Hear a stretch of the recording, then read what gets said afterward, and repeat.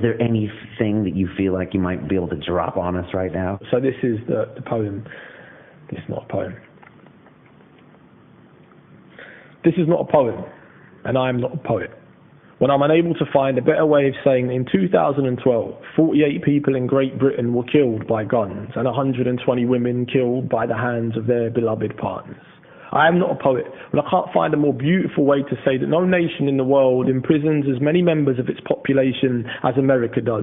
The more black men in the US are incarcerated today than what they were during the peak of South Africa's apartheid. No, I am not a poet. When I can't find clever words to illustrate the fact that before 2008, Nelson Mandela had been on America's list of most dangerous terrorists for over 60 years, that Cameron is a liar, that Cameron was a key member of the Federation of Conservative Students in '89, and I hope to hang Mandela. Forgive me, because today I am not a poet and this is not a poem. When eloquent words fail me and I can't capture the struggle of the poor through the metaphysics of language, that by the time Margaret Thatcher left office in 1990, the annual incomes of the richest 0.01% of British society had climbed to 70 times the national mean. And I don't know how I feel about the fact that key policy makers and leading civil servants have never had a job outside of their politics. The same men who set the minimum wage, with only 4% ever having worked in manual trades, of which 68% went to private schools. That is why this is not a poem, and I am not a poet. Because everything I've ever written suffers the weight of its own futility when another mother comes to a workshop with a fresh black eye, when there's another empty seat in the place that James sat in last week, and when I ask the group where he is, their young eyes open wet, as if his coffin in that moment was being lowered into them. But you see, I can understand all this more when they cut funding to schemes that aimed at inspiring people previously inspired by crime and the insufferable dross of mainstream culture, private prison systems and prisons for profit, when young women are given more options than just be someone's girl, be someone's mother, be someone's silence. But you see, I've done it again. I've crossed themes. I've not followed traditional poetic form, and so I'm a terrible poet, because how do I speak words in prison, then tell a young black person that they were once kings and queens of lands whose names fall dead on their tongue? How do I return their history? How do I mention the Mari excavation,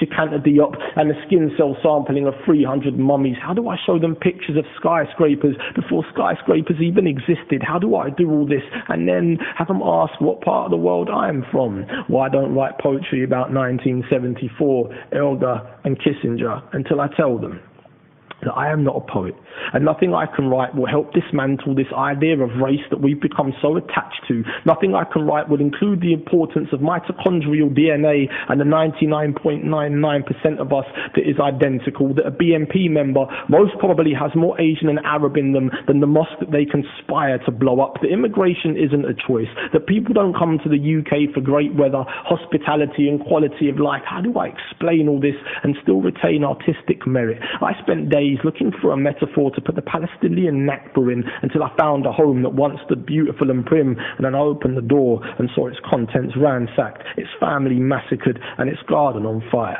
From that day, I abandoned any hope of metaphor and accepted that I could not write poetry about this, that everything I tried to imagine had already slit its own stomach, like the afternoon I spent with a woman who had been raped, and asked her to capture it in verse, asked her to use simile and alliteration, until she looked at me and said, I don't know what those things mean, but I can tell you in a few simple words what it feels like to live with the Satan of your own heart. Poetry isn't for me. It's for people who can use words like odoriferous while putting red wine to the lips of their white skin, and applaud the technical endeavour of a poem, its wit, its ingenuity, its metre and form, not its helping, not the ambulance siren that screeches from the height of its title. That is why this is not a poem, and I am not a poet, because I cried reading Douglas Dunn, Aaron Kalaka, Borges and Neruda. I cried when I went looking for female poets and found few. I cried when asked how many black poets Penguin had ever published and was told two, when my English teacher told me that language wasn't my strength, that my anger crushed my intelligence, that I should think about going and learning a trade. And I cried then too when I spoke to a group of young men about what it was to be a man, how we inherit this cancerous culture, how we inherit misogyny, objectification and the glory of violence while silently suppressing the sensual. These were all the hardest things to write about, to talk about and to live with. That is why I keep saying that this is not a poem and I am not a poet. because all of the above digress and ignore the rules set by the establishment. But all that doesn't matter, because it's done now. You've come this far in listening. Endings are always the hardest things to write, because the author knows that's the last impression the reader will be left with. And so I chose the following wisely. We are made up of all the things that broke us just to keep us alive. Maybe I could have said just that, but I didn't. Because like I said, this is not a poem, and I am not a poet. Anthony Amaxagoro, that was absolutely beautiful. Thanks very much, man. Thank you, sir, very much, sir. As we say on London Wheel, it's about the journey. I wish you well in yours, and thanks so much for your time and your wisdom. Thank you very much. All right, be well. Thank you.